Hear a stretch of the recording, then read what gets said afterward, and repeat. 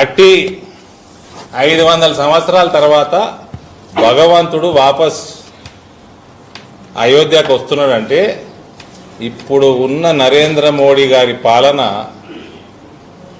రాముడికి కూడా నచ్చి ఆయన వాపస్ వస్తున్నట్టు లెక్క.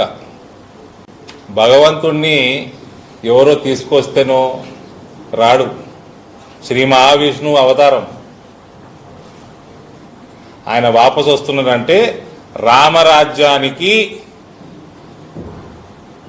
చాలా దగ్గరలో నరేంద్ర మోడీ పాలన ఉన్నట్టు మనం నేనైతే అర్థం చేసుకుంటాను. అందుకనే భగవంతుడు వాపసు వస్తున్నాడు. 22 జనవరి తర్వాత పూర్తి రామరాజ్యమే. ప్రతి హిందువు కోరుకోవాల్సింది రామరాజ్యమే. ఈడ ప్రతి దేశవాసి కోరుకోవాల్సింది రామరాజ్యమే. ఏ మతమన్నా కానీ ఇటువంటి ప్రతిష్టాపనకి ఇందూరు ప్రజల ఆశీర్వాదం వల్ల నాకు ఆహ్వానం లభించడం, నేను ఇందూరు ప్రజల ప్రతి ఒక్క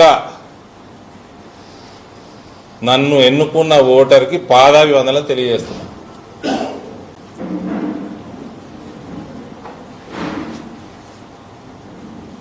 ఆహ్వానం వచ్చింది.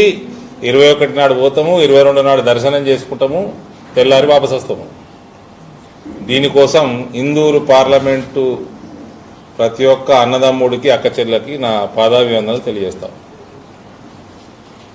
మీరందరూ కూడా మీ మీడియా ఛానళ్ళ ద్వారా 22 జనవరిని దీపావళిగా చేసుకోవాల్సిందిగా, ప్రతి ఇంట్లో దీపాల వెలుగుతో ప్రతి ఇల్లు నిండిపోవాలని నేను మీ అందరూ కోరుతా ఉన్నా.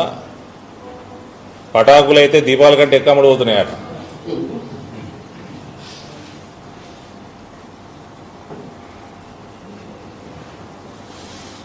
మందిరాలలో మా భారతీయ జనతా పార్టీ శ్రేణులు ప్రధానమంత్రి గారు పిలుపునిచ్చినట్టు స్వచ్ఛతా అభియాన్లో అందరూ దయచేసి పాల్గొనండి.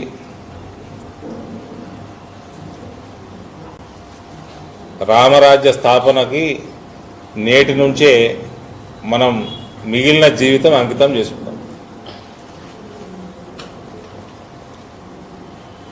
మీడియా ఛానల్ కూడా దయచేసి 22ని ఒక పండగ వాతావరణంగా మీరు ఉగాదికి, దీపావళికి, దసరాకి చూపించేదాని కంటే ఎక్కువ చూపించాల్సిందిగా కోరుతా ఉన్నాం. అన్ని మందిరాలు ఎక్కడెక్కడ వైభవంగా పూజలు, సర్వీస్ ప్రోగ్రామ్స్